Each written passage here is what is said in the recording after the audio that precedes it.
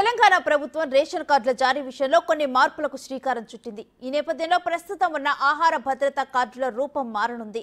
వీటి స్థానంలో కొత్తవి జారీ చేయాలని రాష్ట్ర ప్రభుత్వం నిర్ణయించినట్టు సమాచారం.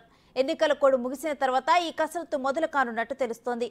అయితే ఆరోగ్యశ్రీ కార్డులతో గతంలో ఉన్న 5 లక్షల రూపాయల చికిత్సా పరిమితిని రాష్ట్ర ప్రభుత్వం 10 లక్షల రూపాయల వరకు పెంచింది. ఈ నేపథ్యంలో పాత ఆరోగ్యశ్రీ కార్డుల స్థానంలో కొత్తవి ఇవ్వాలని నిర్ణయించినట్లు తెలుస్తోంది.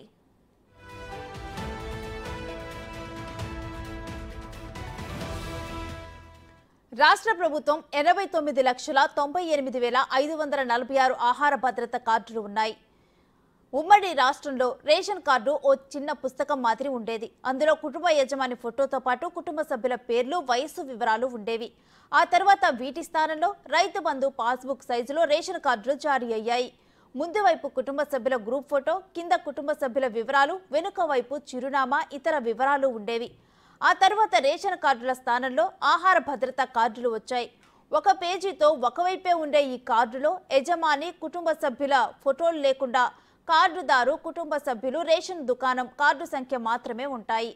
ఇప్పుడు కొత్త కార్డు ఎలా ఉండాలనే విషయంపై ఎన్నికల కోడ్ ముగిశాక రాష్ట్ర ప్రభుత్వం నుంచి క్లారిటీ రానుంది.